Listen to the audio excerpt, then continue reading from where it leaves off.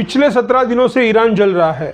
Iran में जो आंदोलन शुरू हुआ था उसने अब एक भयानक रूप ले लिया है और ईरान की सरकार ने इस आंदोलन को बहुत ही ब्रूटल तरीके से कुचलना शुरू कर दिया है। ईरान में लोगों को ऐसे मारा जा रहा है जिसे हम आम भाषा में कहेंगे कि कुत्ते की मौत दी जा रही है।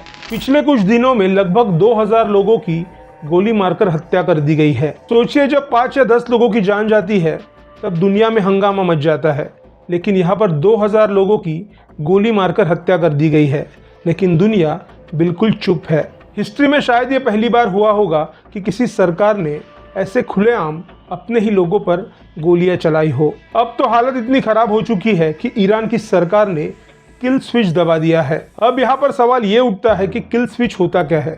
तो किल स्विच एक डिजिटल बटन होता है। जैसे ही ये स्विच दबाया जाता है, पूरा इंटरनेट बंद, मोबाइल नेटवर्क बंद, ब्रॉडबैंड बंद, लैंडलाइन बंद, यानी ईरान पूरी दुनिया से कट जाएगा। इसका मतलब ये हुआ कि अब ईरान में क्या चल रहा है, आगे क्या होगा, कितने लोगों को जेल में डाला जाएगा, कितने लोगों को मारा जाएगा, ये सारी जानकारी अब बाहर नहीं आएगी। जैसे ही आंदोलन शुरू हुआ था तो सरकार ने धीरे धीरे मोबाइल टावर, ब्रॉडबैंड इन्हें बंद कर दिया था। लेकिन यहाँ पर ईरान सरकार की सबसे बड़ी परेशानी बन गए थे इलॉन मस्क। जब ईरान सरकार ने इंटरनेट बंद करने का फैसला किया तो इलॉन मस्क ने अपना स्टारलिंक शुरू कर दिया। स्टारलिंक एक सैटेलाइट इंटरनेट है जो लोग सरकार की मर्जी के बिना इस्तेमाल कर सकते हैं। इसी वजह से ईरान के लोग आपस में जुड़े रहे, आपस में मैसेज करते रहे, कहाँ क्या हो रहा है इस बात का पता चलता रहा और ये जानकारी बाहर भी आने लगी। लेकिन ईरान सरकार का कहना था कि स्टारलिंक गलत जानकारी फैला रहा है और लोग जानबूझकर प्रदर्शन कर रहे हैं। अब इसीलिए ईरान सरकार ने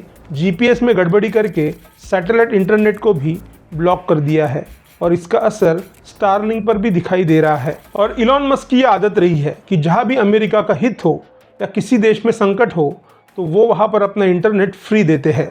यहाँ तक कि वेनेजुएला में भी स्टारलिंक अपना इंटरनेट फ्री दे रहा है। लेकिन एक बात याद रखिए कि जहाँ पर भी कुछ फ्री होता है तो वहाँ पर आप यूज़ नहीं करते, वहाँ आपको यूज़ किया जाता है और वहाँ असली कीमत आपके डेटा की होती है। और ईरान में भी यही हो रहा है। अब ईरान सरकार ये खुलकर कह रही है कि इन 2000 लोगों की मौत के पीछे डोनाल्ड ट्रंप और इजराइल के प्रधानमंत्री बेंजामिन नेतन्याहू है। उनका कहना है कि ट्रंप ने और बेंजामिन नेतन्याहू ने लोगों को भड़काया और इसीलिए ये आंदोलन हुए। ईरान सरकार का कहना है कि असल में आंदोलन करने का कोई कारण ही नहीं था। पर हाँ, ये बात कहीं ना कहीं सच है कि दुनिया में जहाँ पर भी ऐसे बड़े आंदोलन होते हैं तो उसके पीछे CIA का हाथ जरूर होता है। अब तक के आंकड़ों के अनुसार कुल 1850 आंदोलनकारियों को मारा गया है। उसके साथ ही IRGC और कुछ सिक्योरिटी फोर्स के जवान मारे गए हैं और ये आंकड़ा कुल मिलाकर 2000 तक जाता है। और अब तो ईरान पूरी दुनिया से कट जाएगा और ये मरने वालों का आंकड़ा भी हम तक पहुंचना बंद हो जाएगा। ईरान के सड़कों पर जो लाशों के ढेर लगे हैं उनकी फोटोज और वीडियोज इतनी खौफनाक है वो यहाँ पर नहीं दिखाई जा सकती। और इसी बीच डोनाल्ड ट्रंप ये बार बार कहते हैं कि हम लॉक्ड एंड लोड है, यानी हम ईरान पर हमला कर सकते हैं,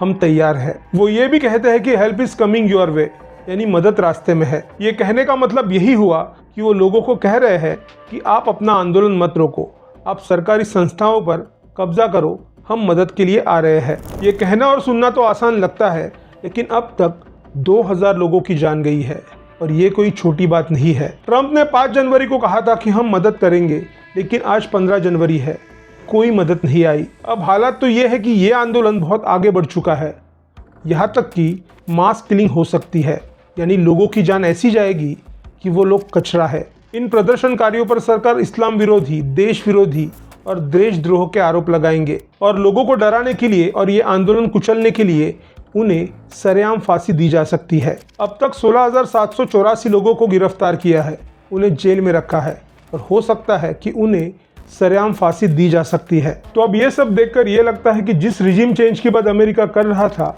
वो अब पॉसिबल है नहीं। अमेरिका अब ये सोच रहा है कि अगर हम हमला करते हैं और ईरान पलटवार करता है तो कुवैत, ईरान, कतर, यहाँ जो अमेरिकी बेस है वो तबाह हो जाएंगे। इसीलिए अमेरिका अब फैसला कैलकुलेट तरीके से कर रहा है। 2000 लोगों का मरना, ये स्थिति बहुत ही गंभीर है और दुखद है। अब आप कमेंट करके बताइए कि क्या ईरान में इस्लामिक रिजीम को जारी रहना चाहिए, क्या उससे ख़त्म हो जाना चाहिए। अगर ये वीडियो आपको थोड़ी भी अच्छी लगे तो इसे शेयर ज़रूर कर देना और चैनल को सब्सक्राइब कर देना। जय श्री राम।